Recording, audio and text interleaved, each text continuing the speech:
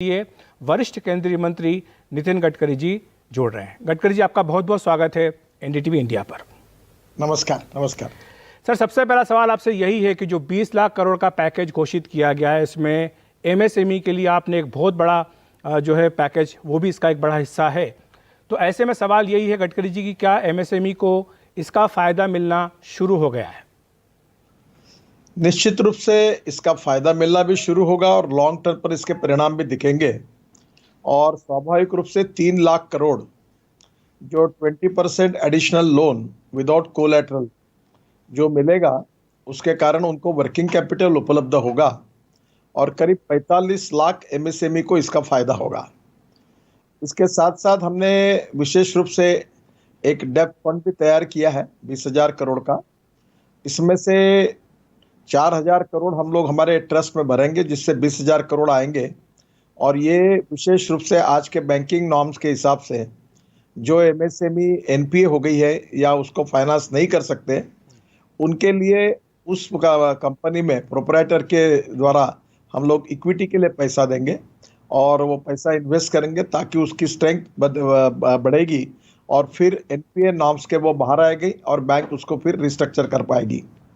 और एक fund of fund भी हमने लाया है जो विशेष रूप से हमारे लिए बहुत उपयोगी है कि जो एमएसएमई अच्छी है, एक्सपोर्ट करती है, जिनका टर्नओवर अच्छा है, इनकम टैक्स रिटर्न अच्छा भरती है, जीएसटी का अच्छा है, ऐसे लोगों का रेटिंग करके वो कैपिटल मार्केट में जाकर पैसा खड़े करेगी और आम लोग उसमें पैसा इन्वेस्ट करेंगे।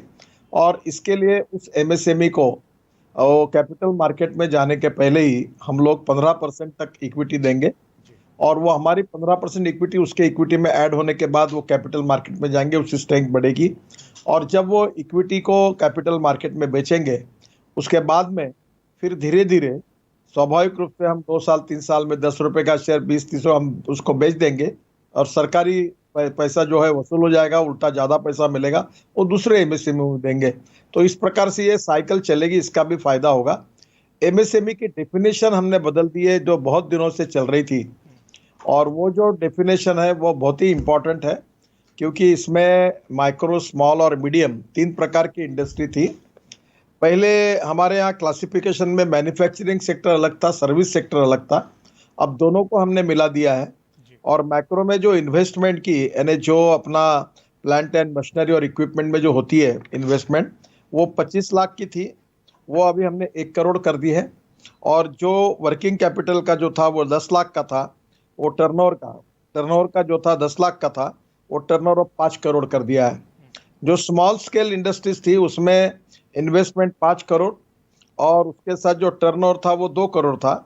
अभी हमने स्मॉल में इन्वेस्टमेंट 10 करोड़ कर दिए और टर्नओवर 50 करोड़ कर दिया है।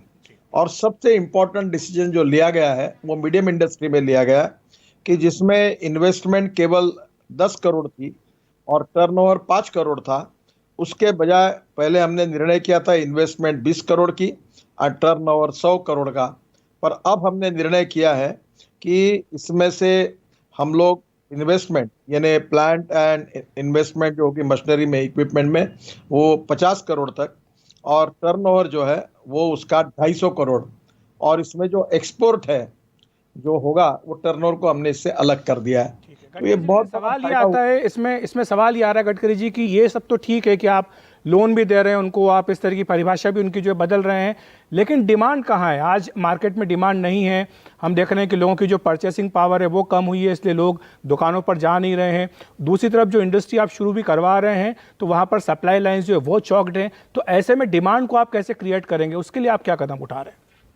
मुझे लगता है थोड़ी कुछ सक्सेस स्टोरी भी आपको एमएसएमई की बताता हूँ। एमएसएमई की पहले हमारे देश में ये पीपी किट हम चाइना से अभी बीच में 2 महीना पहले हमने स्पेशल फ्लाइट से इंपोर्ट की थी, शॉर्टेज था।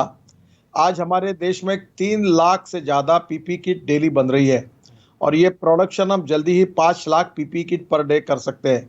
और अब भारत सरकार को मैंने वाणिज्य मंत्रालय पीयूष गोयल साहब को रिक्वेस्ट की थी कि हमको एक्सपोर्ट करने की भी अनुमति दो। तो अब ये पीपी किट एक्सपोर्ट होने के लिए एक बहुत बड़ी अपॉर्चुनिटी मिली है।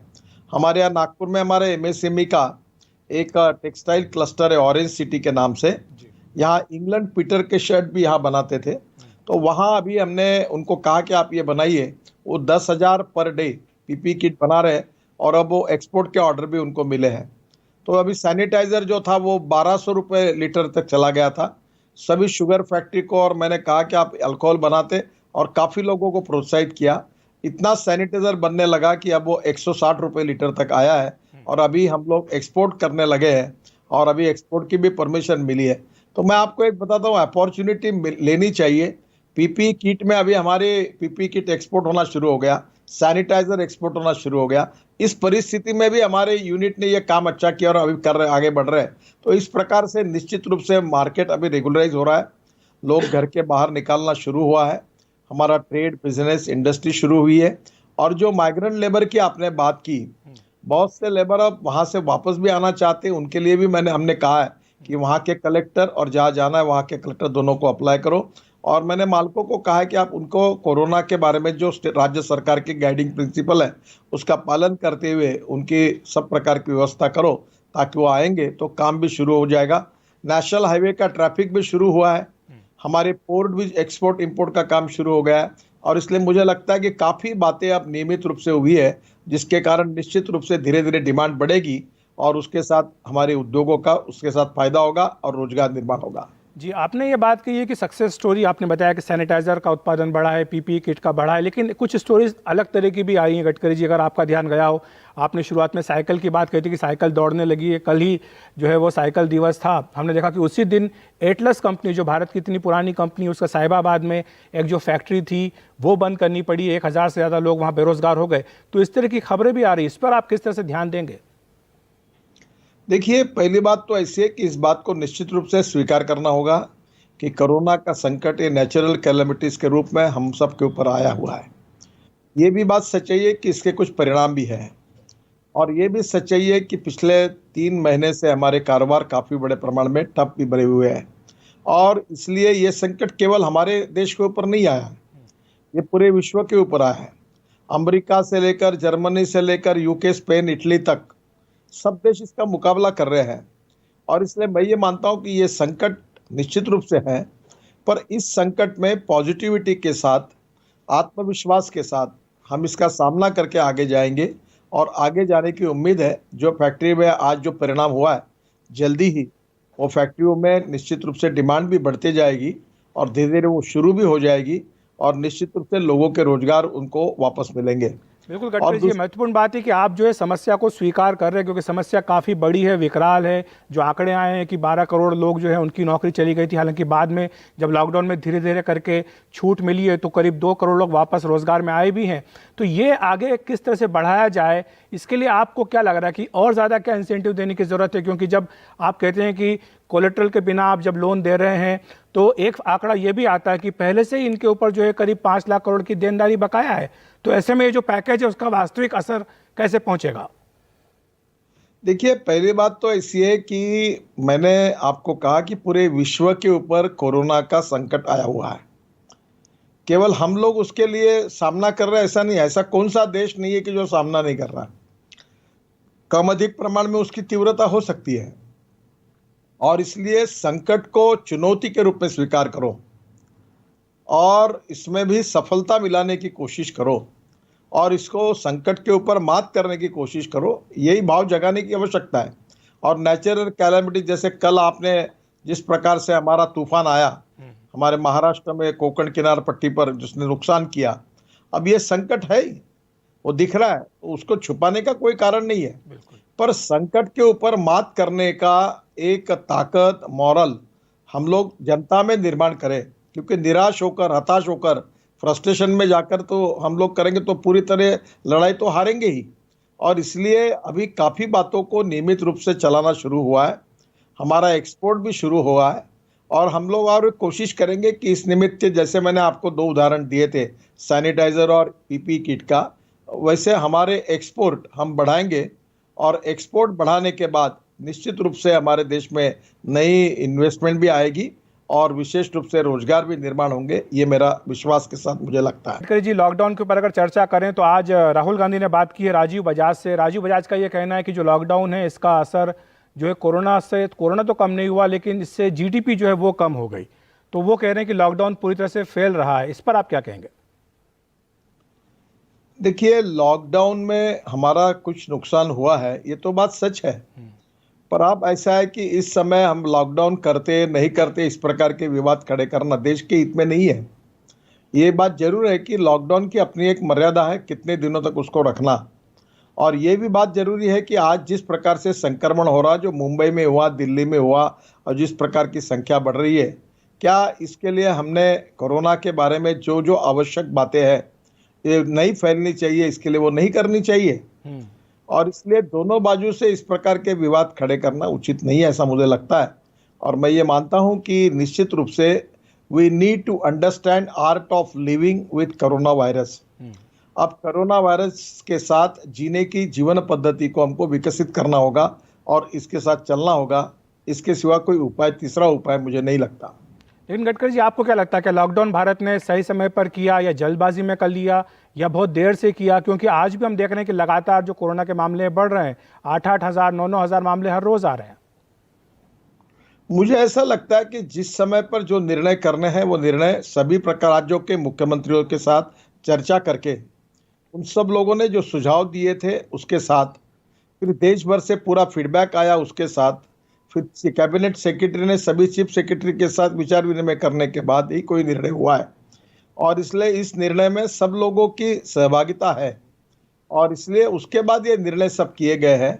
अब इस प्रकार की परिस्थिति में इस प्रकार के निर्णयों के ऊपर किया तो क्यों किया और नहीं किया तो क्यों नहीं किया, दोनों बाजू से डफरी बजाकर चर्चा करना ये अब देश के हित में नहीं है। हमें यही काम करना है कि जो जो संक्रमण से, कोरोना के संक्रमण से लोगों को बचाना है और जिनको हुआ है उनकी जान बचानी है और नहीं होना चाहिए, इसके लिए कोशिश करनी चाहिए। तो आपको लगता है कि इस टाइम पर सियासत नहीं होनी चाहिए, राजनीति नहीं होनी चाहिए? 100% नहीं होनी चाहिए। मैं ये मानता हूं कि हमारा देश संकट में है और ये इस स्थिति में हमने राजनीति बिल्कुल नहीं करनी चाहिए। हम सब ने मिलकर जात, पंथ, पार्टी और राजनीति से ऊपर उठकर हम सब लोगों ने इस बार इकट्ठा होकर इस संकट का सामना करना चाहिए। और संकट का सामना होने के बाद हम इंडिपेंडेंट है, जिसको जो राजनीति करना है वो करे, हमें कोई आपत्ति नहीं है। पर ये घड़ी उसके लिए उपयुक्त नहीं है, ये मेरा साफ मत है। लेकिन विपक्ष का यह कहना है कि सरकार की जवाबदेही तो कहीं ना कहीं तय करनी पड़ेगी। पार्लियामेंट की स्टैंडिंग कमिटीज की मीटिंग नहीं हो पा रही है, पार्लियामेंट का सेशन मानसून का कब होगा इस पर भी अभी प्रश्न चिन्ह लगा हुआ है, कैसे होगा, सोशल डिस्टेंसिंग का पालन कैसे किया जाएगा। तो सरकार से सवाल आखिर पूछे तो कहाँ पूछें? देखिए, आप एक बात बताइए कि आखिर हमको पार्लियामेंट का सेशन समाप्त करना पड़ा। आप याद करिए उस समय क्या परिस्थितियां थी। और सरकार कोई पार्लियामेंट के सेशन को नहीं टाल रही, ना कोई निर्णय करने के लिए टाल रही है। पर आज मुझे बताइए, मैं भी दिल्ली आया था, अभी 3 दिन था, जो परिस्थिति देखी है उसमें निश्चित रूप से मुझे ऐसा लगता है कि हमें बहुत सोच समझ कर जाना होगा। कोई इसके संक्रमण में हमारे सांसद, मंत्री, इनको सबको बचाना होगा। और इस समय एक बहुत ऐसी विचित्र घड़ी है कि आगे जाएंगे तो हमारे लिए अड़चन है, अगर नहीं जाएंगे तो भी हमारे लिए अड़चन है, रुक जाएंगे तो भी हमारे लिए अड़चन है। फिर भी इसमें से बहुत कौशल्यों के साथ हमें आगे जाना है और वही सरकार की कोशिश है। और इसलिए ये सब बातें जो है ये निश्चित रूप से अपोजिशन पार्टी के साथ, मुख्यमंत्री जी के साथ, देश की जनता के साथ पूरी तरह विचार विनिमय करने के बाद ही प्रधानमंत्री जी निर्णय करते हैं। और निश्चित रूप से वो डायलॉग अभी भी है और उसी के आधार पर आगे के निर्णय उचित लोग निश्चित रूप से करेंगे, इतना मैं विश्वास के साथ बताना चाहता हूं। आप कह रहे हैं कि बहुत सावधानी रखने की जरूरत है, लेकिन गडकरी जी, हम लगातार पिछले 2 दिन से देख रहे हैं कि कई मंत्रालय जो हैं दिल्ली में, उनमें कोरोना के मामले आए हैं। लोकसभा, राज्यसभा सचिवालय में भी इस तरह के मामले सामने आए हैं। तो क्या आपको लग रहा है कि सावधानी जो रखनी चाहिए वो शायद नहीं बरती जा रही, कहीं कोई लापरवाही इसमें दिख रही है? देखिए, लापरवाही कहना उचित नहीं होगा। अब क्या होता है कि हर घर में कोई ना कोई, किसी के पास ड्राइवर है, कोई घर का काम करने के लिए, कोई महिला, कोई पुरुष आते हैं, वो भी सच है। और स्वाभाविक रूप से इन सब बातों को कंट्रोल करना बहुत कठिन है। आज मैं मुंबई में सुबह मुंबई के लोगों से बातचीत कर रहा था। वहाँ हॉस्पिटल में 80% बेड वहाँ के महानगर पालिका ने सरकार ने ले ली है। बहुत से लोग ऐसे, उनको जाने के लिए वहाँ ये नहीं है, यानी हॉस्पिटल में जगह नहीं है, बहुत मुश्किल है। परसों दिल्ली में एक लड़के का, मुस्लिम लड़के का, हमारे एरिया का एक्सीडेंट हो गया। फिर उसको कोई हॉस्पिटल एडमिट नहीं कर रहा था। रात को एम्स में बात हो गई, मेरे सीएसआईएक ने रात को मुझे उठाया, मैंने कहा तुरंत, हमने बात की, उसको एडमिट किया गया। वो बिल्कुल शुद्धि में नहीं था और सुबह होकर फिर उसको शुद्धि आई और वो उसकी जान बच गई।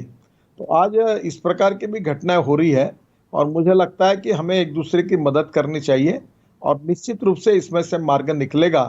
और थोड़ा सा आत्मविश्वास के साथ, निराश न होते हुए और संभल कर चलना होगा। और जो जो कोरोना के लिए हमारे जो गाइडलाइंस राज्य सरकार और भारत सरकार ने दी है कि मास्क लगाना, उसके साथ साथ 1 मीटर से ज़्यादा सोशल डिस्टेंस मेंटेन करना, और सबसे इम्पोर्टेंट चीज़ है कि हमारे पास कहीं भी घर में, ऑफिस में जाते आते समय सैनिटाइजर से हाथ साफ करना। जी। अब सब बातों की चिंता करने के बाद भी कुछ जगह ये घटनाएं हो रही है, तो बहुत सजगता के साथ अभी हमको चलना पड़ेगा, उसके सिवा कोई इलाज नहीं है। थोड़ी देर पहले गडकरी जी बात हो रही थी कि कोरोना पर राजनीति नहीं होनी चाहिए, लेकिन एक दूसरे तरह की राजनीति राज्यसभा चुनाव को लेकर गुजरात में हो रही है। हम देख रहे हैं आज कांग्रेस ने आरोप लगाया है कि बीजेपी वहां चुनाव से पहले उसके जो विधायक उनको तोड़ने की कोशिश कर रही है।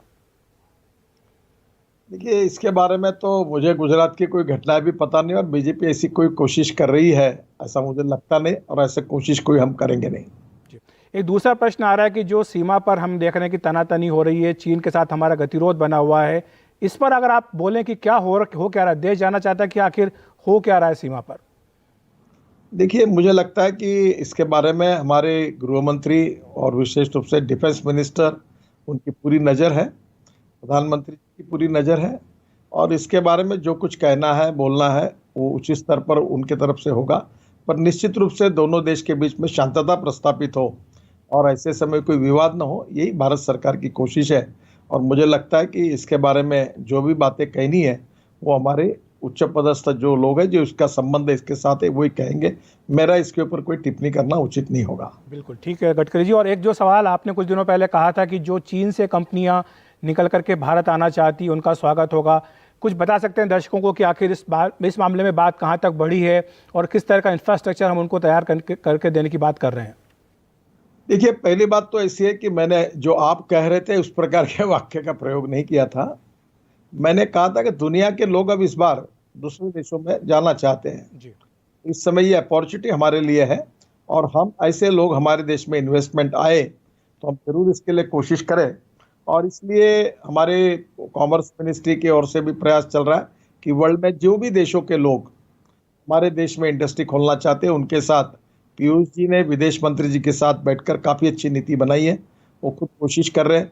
हमने हमारे डिपार्टमेंट में राज्य सरकार से कोऑर्डिनेशन रखकर अगर कोई आता है तो उसके लिए किस प्रकार की मदद करना, वो भी हमने पूरी तरह से एक जॉइंट सेक्रेटरी पे जिम्मेदारी दी है। हम भी कोशिश कर रहे हैं कि हम पूरी मदद करेंगे और अलग अलग प्रकार की अपग्रेडेशन ऑफ टेक्नोलॉजी और नई फॉरेन इन्वेस्टमेंट इस समय अपने इंडस्ट्री में लाने के लिए जो लोग काम कर रहे हैं वो जानते हैं कि किसका इंटरेस्ट इसमें है।